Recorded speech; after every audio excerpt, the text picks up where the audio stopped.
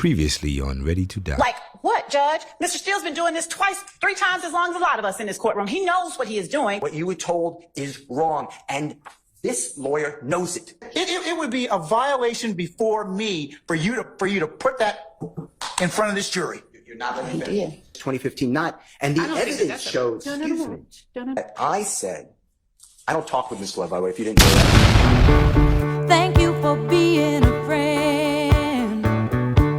Travel down the road and back again. Your heart is true. You're a pal and a confidant. And if you threw a party, invited everyone you knew, you would see the biggest gift would be from me, and the card attached would say, thank you for being a friend.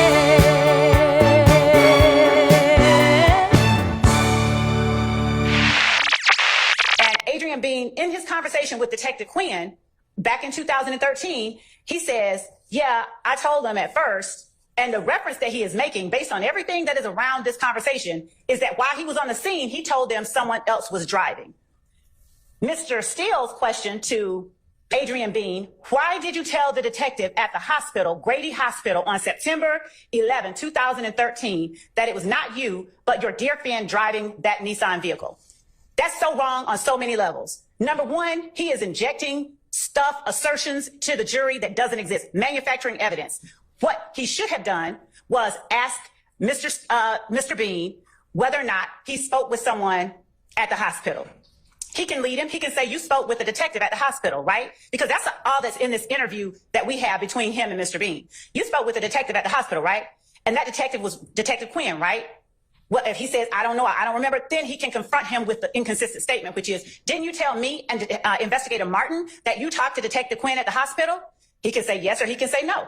And then he can play the statement that he talked to Detective Quinn at the hospital. What he cannot do is assert, as if it is fact, why did you tell the detective at the hospital, Grady Hospital, on September 11, 2013, that it was not you, but your dear friend driving that Nissan vehicle? He never says that. Mr. Bean never says that in this interview with him. So Mr. Steele is sitting here conveying to the court as if he doesn't realize that he is impermissibly injecting facts that are not in evidence before this jury. Like what, Judge? Mr. Steele's been doing this twice, 3 times as long as a lot of us in this courtroom. He knows what he is doing, and it is disingenuous for him to suggest that he is innocently, impermissibly putting facts in front of the jury that don't exist. He says, when I object about that and say there are no facts in evidence, there will be no statement put into evidence. So object. The court asked Mr. Steele, did he make that statement? Mr. Steele refers to the court. He says, yes. And then the court asked to see it. Mr. Steele says, yes, sir.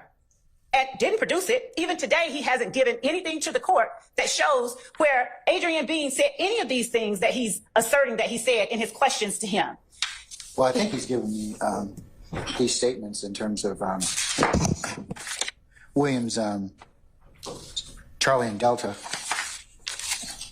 And I will also want to say that he also... And Your Honor... Hang on.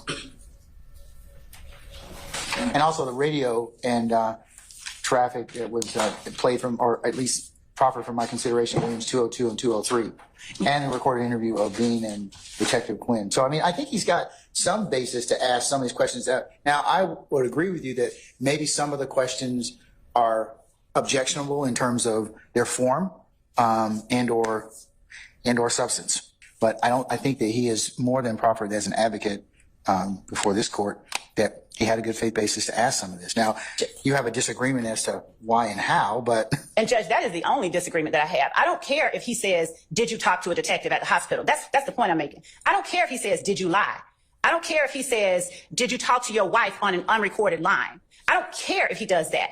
But what he does is says, why did you tell your wife on an unrecorded line at the hospital? So that necessarily assumes a fact that is not in evidence. He's sitting here telling you, I don't know, maybe there's a statement, I don't know, the court hasn't given it to me. Now that I've heard a little more, I think that would be more appropriate. I would probably sustain that objection. It probably needs to be clarified. He did it throughout, Your Honor. He did it. There's a total of 28 times where he does something like that. Literally, he says, do you remember explaining that what you were referring to is at the hospital, that the police were telling us to lie, put thug in it when you talk to Detective Lewis. Okay, but that's... So when he says, do you remember a thing that there's no evidence took place, he is asserting that, one, it took place, and then asking the witness improperly in front of the jury. Did he ever talk to Detective Lewis? No, that's just what I'm telling you, Your Honor. And then Mr. Steele gets here and says to you all this stuff and still never shows you anything to suggest that Adrian Bean talked to Detective Lewis. Your Honor, on the recording that you just heard at the beginning, the first couple of minutes, I don't have the time in front of me, it was not shown on the screen. Mr. Bean said when he spoke with the detectives or the authorities, whatever his words are, at the hospital. That's what he says. Okay, but here's her beef. If you'd have said, who'd you talk to? And he said, I talked to the detective. Well, was it Detective Lewis? Was it Detective Quinn? Was it Detective whoever? What I think that the question assumes is he did in fact talk to Detective Lewis, and he didn't. I don't know if that's true. Well, I'm not conceding that. Well, I'm going to tell you that I haven't heard anything that would indicate that's truth. Yeah, well, you have a good faith basis to ask that. You haven't heard anything of who he spoke with. That's my point. That's the point. But you all can't. But you two, neither one of you can proffer that. Judge. It's not proper, Mr. Steele. No. Listen. It's not. It would be a violation before me for you to put that in front of this jury. You're not letting me finish. In the September 17, 2000. You were saying to the court that you have a belief that there is another statement out there. There's not. How did you say that? Because it hasn't been brought up. If it gets brought up, then we'll correct it at that point in time. But right now, I'm going to direct you not to inquire that line. You don't have a basis to do so. Not true. Well, go ahead and make a statement and see what happens. Your Honor, listen. Go ahead and make the statement in contravention to what I've just told you, and I'm telling you that you will have some problems in front of me. I'm trying to articulate to you. You have told me everything at this point. You have told me that there's got to be a statement. Now, if you find a statement, I will, one, apologize to you. Two, I will take corrective action. That's probably not going to be nice to anybody. But at this point, there's nothing for me to do other than if you don't have a good faith basis to do it, you can't ask the question. Your Honor, listen. There is a recording between Detective Quinn and Adrian Bean where Adrian Bean says, I lied to your... But we don't know what he lied about. He says he lied about who he's talking about the car. But we still don't know whether or not he had a conversation with Detective Lewis. And I made it clear. It's 10 years ago. But you said you had in your conversation with Detective Lewis. That's what you proffer. I said, or any other detective or law enforcement. Read the transcript. I made it clear. I don't know. He doesn't remember names. He says it was Detective Quinn. Also, on the recording, on Sunday, January 22, 2023, Mr. Bean is the one who said this happened in the hospital. Your Honor, I'm the one complaining about I don't have the statement. I've been asking for it. This is Brady. Clearly, there was a statement. We don't, but we don't know if there's a statement. You're supposing there's a statement, okay? And there may be. And you know what I said? And you know what I said earlier? I said if there is Brady that's not disclosed, then that particular individual is going to have some problems with me. Well, you have to find a statement for it. I'm telling you, the statement was made. It doesn't work that way, Mr. Steele. I'm sorry. It does work that way. No, it does not. Yes, it does. No, it doesn't. And you haven't presented any case law to tell me how to do that. And I'm telling you, as the judge presiding over this case, if you do that, it's misconduct. I'm not doing anything. I'm telling you right now. I don't know what you're telling me. I'm not. I am telling you, you have no good faith basis at this point in time to ask that question right now, or to intimate that. I didn't ask any question. You are listening to District Attorney Love. I'm ready to cross-examine. I'm going to play the recording you just heard. This gentleman tells me on recording that he was at the hospital speaking with law enforcement. I want that. It is backed up because on recording, 6 days after the crash into that side of the building, Your Honor, Detective Quinn and Mr. Bean are talking about the statement that Mr. Bean made prior. I don't have it. And when the court asked me, well, you got to find it, or if I find it, it wasn't given over. Then we'll have some problems. Then we'll have some issues. I have some issues now. I've been begging for it. The state's supposed to give this. Let me ask, hold on, Mr. Okay, stop for a second. Ms. Love, have you inquired of Detective Quinn where this other statement may be? Judge, that's just it. Mr. Steele is literally manufacturing evidence. There is no other statement. I have asked whether or not there was a statement. I asked Tracy Lewis at the hospital. Let me be real clear, because he keeps conflating stuff. Narrative that somehow the state destroys evidence. There's been no evidence, no suggestion that the state has destroyed any evidence, but they're going to ask it a million times. So that's what Mr. Steele is doing with this whole statement at the hospital. He's going to ask it a million times. So the jury's sitting there going, well, where is it? And then in the end, $100 says that he gets out there and says, they destroyed the statement from the hospital. I believe those would be presuming facts, not evidence. There are some questions that Mr. Steele has asked on his interview that would be appropriate and are appropriate. But in terms of the hospital questions thus far. Those need to be clarified in front of our jury at this point. Excuse me? What clarification? No, meaning that that I'm going to strike them from the record at this point in time. They can be until there's a basis for me to go ahead and consider them. Judge, I am still in cross-examination. This man tells me. The state's made an objection. The objection they've made continually is assuming facts not in evidence. They're not in those facts aren't in evidence. Judge, it's on recording. Mr. Bean said it. You just heard. I know you only heard it one time. We can play it again. He said this happened at the hospital. You are striking. You are going to be commenting on the evidence. You are going to be doing 17-857. This is for the jury to determine. This is what he told me on that record. It's on recording. He said this happened at the hospital. Talking about when he spoke to the detective. He said that, or that was his question upon you asking it? I never mentioned a hospital. If you don't mind, just listen to it again. It's the first 2 or 3 minutes. I'll listen to it again. Let me hear it again. Who's in the hospital? Stop. All right, Mr. Bean says we were in the hospital. Yes, Your Honor, he says that we were in the hospital, but he does not say that he was, that he gave any statement to Detective Lewis at the hospital. But that goes to weight. I mean, that goes to weight and sufficiency in what the jury wants to believe or don't believe. I mean, it's clear from the state, it's clear now from listening to the tape again that Mr. Steele, that was not a production or a product of Mr. Steele's questioning. It was the witnesses saying, hey, he was at the hospital. It's clear as day. Mr. Bean is chuckling with his wife over the fact that Walter Murphy and he said to the police that they're the victims. And that's the story. He said, I'm glad the boys kept it 100. I'm glad they kept it solid because they gave us a story to tell. So that the court has context to understand why it is so offensive that Mr. Steele is arguing that he gets to suggest to the jury things happened that didn't really happen in the form of his questions. He's putting questions on the witness about things that don't exist. So there's no way anybody can test the witness's knowledge on it. When Judge Whitaker took over the case, Love filed a motion to compel defendants to turn over evidence and told the judge the defense was deliberately withholding materials from the prosecution. But this is the same argument they had previously with Judge Glanville, where it was ruled that defendants had no obligation to turn over information when it's not their case in chief. And so I guess I don't know if you've got specifics with regard to things that you believe have not been turned over or that exist and haven't been turned over. Well, Okay. I cite, for example, in these amendment to the supplement on page 1, the first example was recordings that were held by counsel for defendant Williams of an interview conducted with state's witness ADRIAN Bean. The evidence that was shown at trial was that Mr. Bean was a co-conspirator with defendant Williams in an intrinsic armed robbery.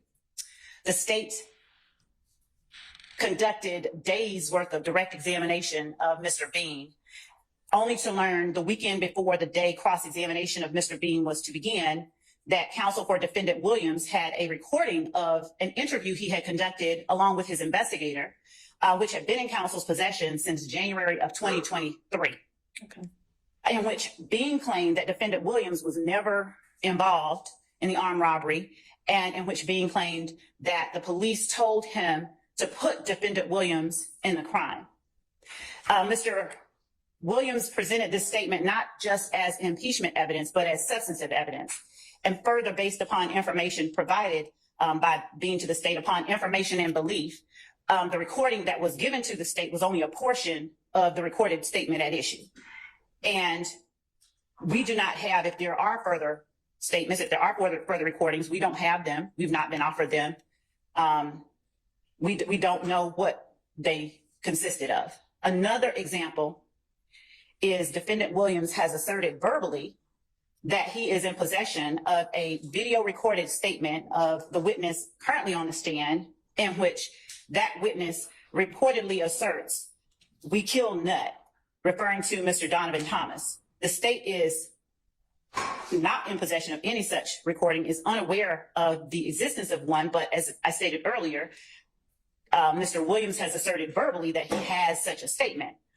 Mr. Copeland, as I stated, is currently on the stand, and the state has not been given any such recording or been privy to or been able to review any such recording despite a specific and direct request for it. We assume that defendant Williams intends to use the recording, if one even exists, not simply for impeachment purposes, but as substantive evidence. Given these explicit and deliberate decisions to withhold material specifically that we outlined above. And I will also point the court's attention to a similar example of with intentionally holding back material. There were jail recordings of the witness on the stand now, Mr. Copeland, that apparently Defendant Williams has had in his possession for quite some time, long before Mr. Copeland took the stand. And we were only around the time that Mr. Copeland took the stand presented with these recordings. We expressed having a problem with being able to access them, and we were given another set of recordings that contained some other files that maybe were missing in the first one. But the deliberate withholding of these items is what has prompted the state to ask the court for relief here. If the court deems exclusion of a particular piece of evidence too extreme, the state requested the court issue an order directing defendants to permit the state to inspect and copy any and all material that a defendant possesses, which the defendant intends to admit as substantive evidence, even if the material is also impeaching of a witness, and directing that where the proffering defendant intentionally withholds such material, that it be admitted, if at all, solely as impeachment evidence, and with a limiting instruction prohibiting the jury from considering it as substantive evidence. All right. Mr. Steele and or any other defense attorney, if you have recordings or statements or anything like that that you intend to use as substantive evidence, whether it is in a case you might present later or the state's case, I think you know this, but need to disclose that to the state.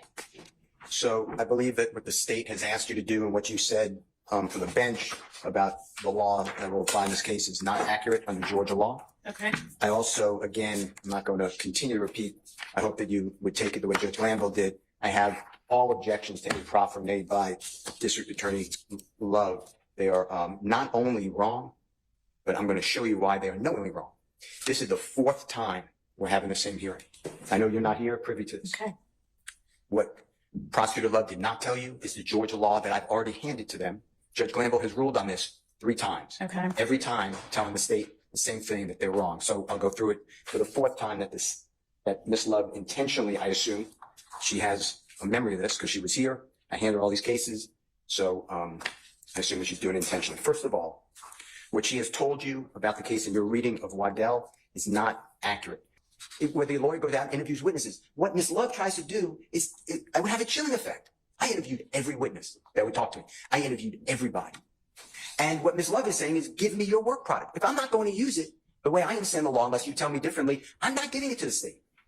So that's my understanding as well. So when she says, Mr. White, and I heard what you said, they didn't use it, why would you ever get it? That's exactly right. I hardly cross-examined Mr. White. But the state is telling me to give it. They went so far as Ms. Love called our investigator and tried to get involved and break the attorney camp. She told our investigators, you can call me, give me any recordings that you have of Mr. Bean, down the investigator's skill. So he must have said, I wasn't on the phone. But Ms. Love then reported it to Judge Glanville, who said that was appropriate. He shouldn't have given me anything. Said Mr. Steele's investigators obstructing us. This is so wrong of the prosecution. 4 times I've given the same case. 4 times I gave that Green case. 3 times Judge Glanville ruled. In addition to that, there's factual, not only, am I rejecting? I am never taking Ms. Love's proffer. Okay, so she says that I said, I don't talk with Ms. Love, by the way, if you didn't know that. So I never said anything to her. But that I said... Is there somebody on the state's case that you are able to talk to? Yeah, Ms. Okay. Willis. All right. Well, okay. On the second page, and I'm just looking at the amendment to supplement, on page 2, in the center of the page. Right. And I should start above, but I'll get to that if you don't mind. For another example, Defendant Williams, it's me that she's talking about, has asserted verbally that he has a video recorded statement of Kenneth Copeland in which Copeland reportedly asserts we killed Nutt, referring to Donovan Thomas. Well, let me tell you how that happened. I never said that.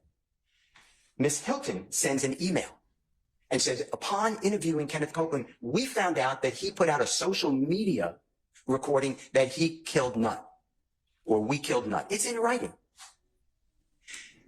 Can you please give it to us? We can't find it. The most I may have said, which I don't have a memory of saying anything, is I'm not giving you anything. If I use something, I'll use it in court.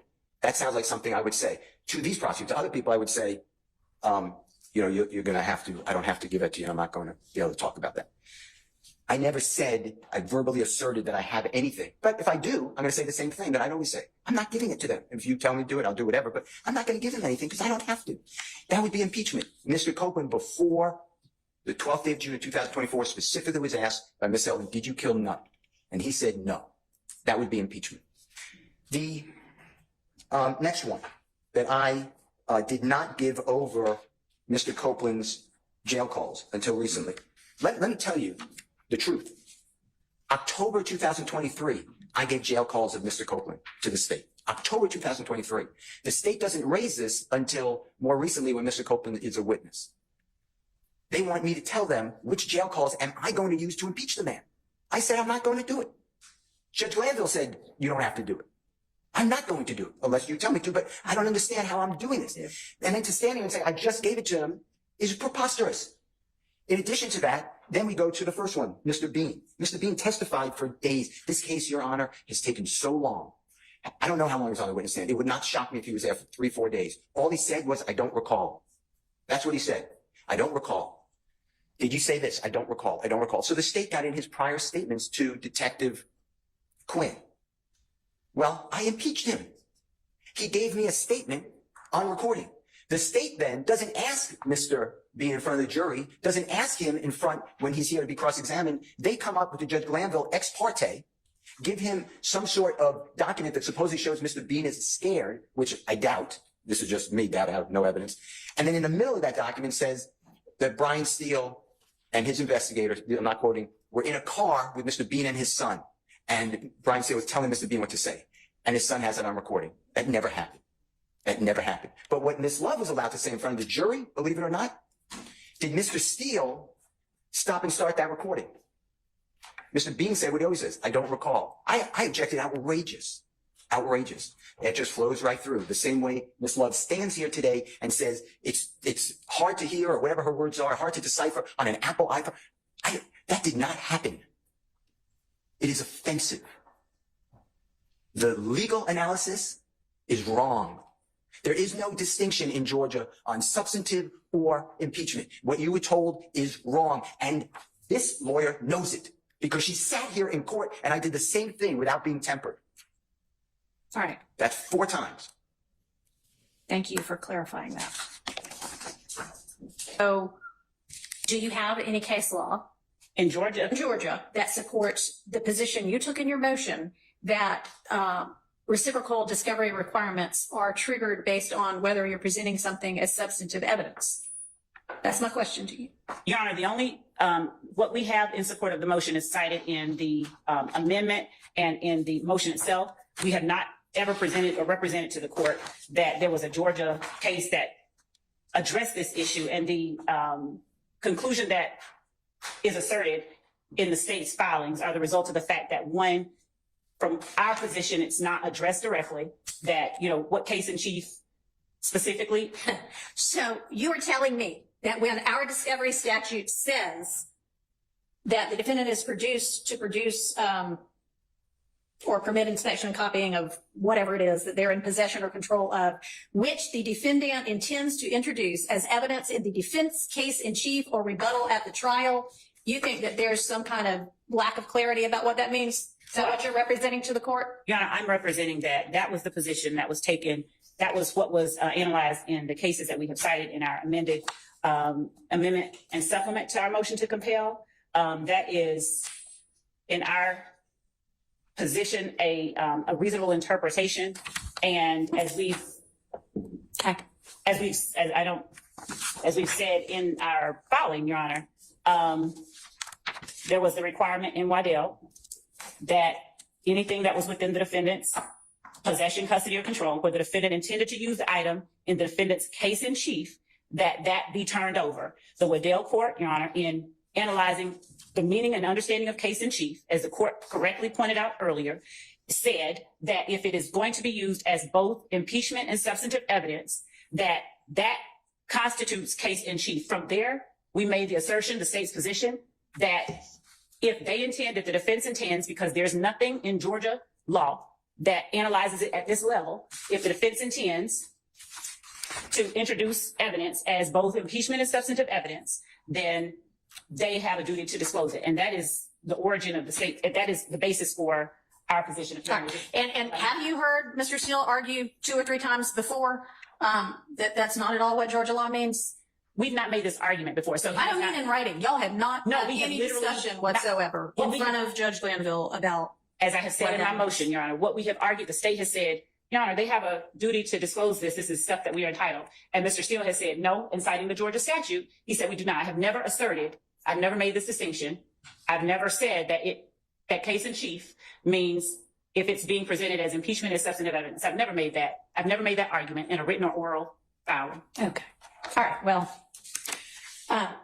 I would like for you to take your duty of candor to the court with a little bit more seriousness in the future, Ms. Love.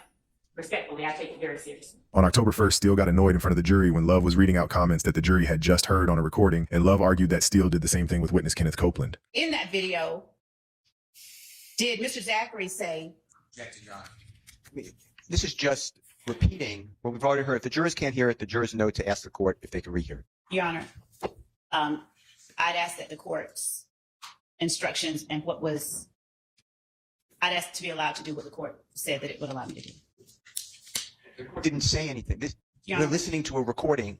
Then we're listening again with Ms. Love repeating what the recording allegedly says. I'm not conceding she's saying it right. And asking the witness whether she heard it. She says yes. I'm objecting. Your Honor, I believe that this is the same mode of interrogation Mr. Steele used with one of the previous witnesses while listening to Mr. Kenneth Copeland's video. The state objected. It was overruled. And I asked to be allowed to ask this witness about certain portions of this interview. I have not done this I consistently. don't actually recall the state objecting on this basis and that being overruled. I objected that he was not asking questions. He was reading portions of the transcript. And the court said, I think he's going to ask him, is that what he said? Okay, well, that is not the objection that has now been made. And based on that objection, I have to sustain it. Okay.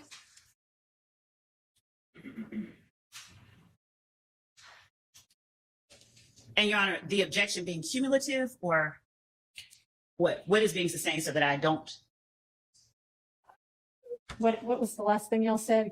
I mean, I know you've said best evidence previously, and did you just say cumulative? It's also cumulative, Your Honor. Because we just heard it. We've heard it twice, and now Your Honor, Ms. Love is trying to when rehash it. Detective Gaither is off, or when Sergeant Gaither is off the stand, if there is a portion of this interview that the jurors are unable to decipher, and they're not able to ask the person sitting there in the room, it's too late to have her come back and answer the questions. So unless the court or unless the defense is okay with the court inquiring whether the jury understands what's being said at a certain point, I'd ask to be allowed to ask her what she heard in the room at the time that the interview was held. I'm going to object to speaking objection, but if we're going to have speaking objections, I have one I'd like to say as well. That I believe is on behalf of the jury, as Ms. Love seems to be claiming she is speaking on behalf of. This is a waste of time hearing the same thing 3 times. Well, it's not a waste of time if it can't be deciphered, but A, if it can't be deciphered, then I don't think we need to hear it 3 times. It's indecipherable. But B, Ms. Love just asked Investigator Gaither, and she said she understood it. It was clear. So I don't know why we're rehashing it. it's not really whether Miss When I get on the beat, I walk. I can't do nothing less. He can try to act like he won't smoke, and we gon' leave him stressed. Hey, what you claim? I throw it up and bang. Rock out for your set. It's money waking me up out my sleep. I never get no rest. Let's go. When I get on the beat, I walk. I can't do nothing less. He can try to act like he won't smoke, and we gon' leave him stressed. Hey, what you claim? I throw it up and bang. Rock out for your set. It's money waking me up out my sleep. I never get no rest. And every time I drop a song, they be like, why you still ain't famous? They can't let somebody like me in the game, cause I'm too dangerous. I've been thugging. I can't sell my soul for nothing. I ain't changing, and it's stainless, leave you brainless. Shells, rain and chopper singing. Rolling off a perk, he think I'm slipping. That ain't how it work. Come try your luck, let's chop it up. I bet your face be on a shirt. You unimportant. I won't even mention your name in the verse. You just another baddie riding through the city in a hearse.